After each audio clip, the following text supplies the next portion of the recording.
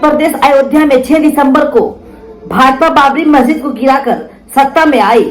ठीक वैसे ही बंगाल में बाबरी मस्जिद को गिराकर भाजपा सत्ता में आना चाहती है, लेकिन बड़ी मुसीबत ई बा कि बंगाल में बाबरी मस्जिद तो है ही नहीं, तो गिराया क्या जाएगा। इसलिए 6 दिसंबर को ही बाबरी मस्जिद बनाने के लिए बंगाल में नींव रखी गई। उत्तर प्रदेश के बाबरी स्पेशलिस्ट केशव प्रसाद मौर्य ने कहा कि अगर बाबरी मस्जिद बनी तो फिर से तोड़ दी जाएगी। जिस मस्जिद को बंगाल में कोर्ट बनवा रहा है, उसके बनने के बाद भाजपा फिर उसे तोड़ देगी। बंगाल में बाबरी मस्जिद बनाने के लिए बहुत सारे लोग इकट्ठा हो रहे हैं। बहुत सारे लोग बाबरी मस्जिद बनाने के लिए सर पे ईंट रखकर ला रहे हैं। कोई तो गले में लगाकर ईंट लाया, कोई ई रिक्शा में लाद कर ईंट लाया। अरब के बड़े बड़े मौलाना को बुलाए गए, फिर फीता काटा गया और इस तरह से बाबरी मस्जिद की नींव का निर्माण हुआ। लाखों मुस्लिम भाइयों की धार्मिक भावनाएं जुड़ गई। ईंट और चंदा करने का स्टाइल भाजपा वाला ही था। कुछ लोग को कहना था कि बाबरी मस्जिद बंगाल में जो बन रही है वो भाजपा बनवा रही है, लेकिन पता करने पर पता चला कि भाजपा नहीं बनवा रही। इस मस्जिद को हुमायूं कबीर बनवा रहे हैं। हुमायूं कबीर कौन है ये किसी को पता नहीं था। जब पता किया गया हुमायूं कबीर कौन है, तो पता चला कि हुमायूं कबीर 2018 में भाजपा के नेता थे और 2019 में भाजपा से चुनाव लड़े।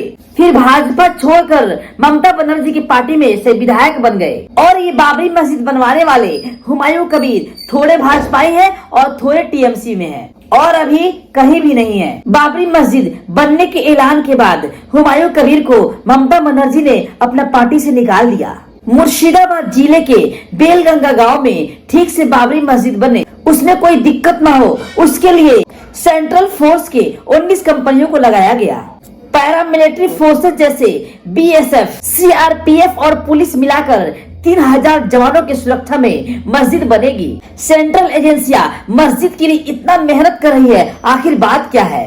क्योंकि हाल ही में ये लोग मस्जिद को तोड़ने के लिए मस्जिद के नीचे भगवान ढूंढ रहे थे। कितने मस्जिद और मजारों को शहीद कर दिया गया, कितनी मस्जिदें वीरान पड़ी है, कितने मस्जिदों में नमाज तक पढ़ने की इजाजत नहीं दी जाती। बहुत सारी मस्जिदों को अय्याशियों का अड्डा बना दिया गया है। कितने मस्जिदों में इनके द्वारा ताले लगा दिए गए हैं। फिर ये सरकार बाबरी मस्जिद बंगाल में बन रहे उस पे इतना हमदर्दी क्यों दिखा रही है? कुछ तो वजह होगा। अगर वाकई में सेंट्रल गवर्नमेंट मुसलमानों के लिए इतना हमदर्द है तो वो मस्जिदें भी आबाद करवा दे, जिसमें खुद सरकार ने नमाज पढ़ने पे रोक लगा दिया। वो मस्जिदें भी आबाद करवा दे जो वीरान पड़ी है। वो मस्जिदें भी आबाद करवा दे जो मस्जिदें अय्याशियों का अड्डा बना पड़ा है। वो मस्जिदें भी हमें लौटा दे जो सरकार ने खुद तोड़वाई है। तो हम समझेंगे कि ये सरकार मुसलमानों पे मेहरबान है। नहीं तो हमारे दिल में यही रहेगा कि बंगाल में बन रहे बाबरी मस्जिद में भी कोई गेम है। यहाँ तक बंगाल में बाबरी मस्जिद बनाने के लिए कोर्ट तक बात पहुँची तो कोलकाता हाई कोर्ट ने मस्जिद निर्माण पर रोक लगाने से इनकार कर दिया। कोर्ट ने कहा कार्यक्रम के दौरान शांति बनाने की जिम्मेदारी सेंट्रल गवर्नमेंट की होगी, सरकार की होगी। हाई कोर्ट के निर्देश के बाद हुमायूं कबीर ने मस्जिद की नींव रखी। बंगाल में बाबरी मस्जिद की जगह कोई और भी नाम रख सकते थे, लेकिन बाबरी सरकार को सूट करता है। भाजपा बंगाल में हिंदू मुसलमान किए बिना चुनाव नहीं जीत सकती। ममता बनर्जी की तरफ से अभी तक कोई बयान नहीं आया है, लेकिन उनकी पार्टी की तरफ से बयान जरूर आया है। सयोनी घोष ने कहा कि मस्जिद बनवाने के लिए भाजपा खुद फंड कर रही और भाजपा बंगाल में कानून व्यवस्था बिगाड़ने की कोशिश कर रही है। बिना धर्म के नाम पे भाजपा कोई चुनाव नहीं लड़ती है।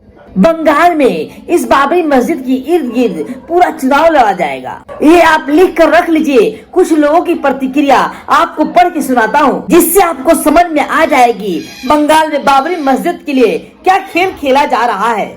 द जाट एसोसिएशन लिखते हैं, पहले भी लिखा था, आज भी लिख रहे हैं कि बांग्लादेश बनने की राह पर बढ़ रहा है बंगाल। बंगाल की मुर्शिदाबाद में बाबरी मस्जिद की नींव रखी जा रही है, जिसके लिए लाखों मुगल ईंट लेकर जा रहे हैं। सबसे पहले मैं इन्हें समझा दूं कि ये मुगल नहीं है, ये भारतीय मुसलमान है। मतलब हिंदुओं का नरसंहार करने वाले जिस बाबर की निशानी को उत्तर प्रदेश में से हटाया गया, उस बाबर की निशानी को बंगाल में जन्म दे रही है ममता बनर्जी। तो मैं इन्हें समझा दूं कि हिंदुओं का नरसंहार कभी नहीं किया। इतिहास पढ़ के देख लो आप, बाबर ने कभी हिंदुओं का नरसंहार नहीं किया है। यह सरकार देश के 100 करोड़ हिंदुओं को चैलेंज करने वाली सिचुएशन में है, जिसका जवाब हिंदुओं को अगले चुनाव में ममता को देना होगा।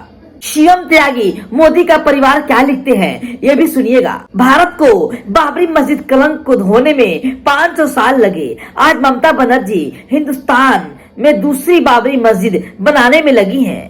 लाखों हिंदुओं को बलिदान के पैरों तले रोद रही हैं ममता बनर्जी। सरों पे रखी ये ईंट बाबरी बनाने में नहीं, हमारे सरों को फोड़ने में इस्तेमाल हो रही है। आप समझ रहे हैं। अब ये पूरी कहानी को देखकर समझकर आपको क्या लगता है, कमेंट सेक्शन में जरूर बताइएगा। हमें दीजिए इजाजत, मिलते हैं नेक्स्ट वीडियो में। तब तक के लिए अल्लाह हाफिज।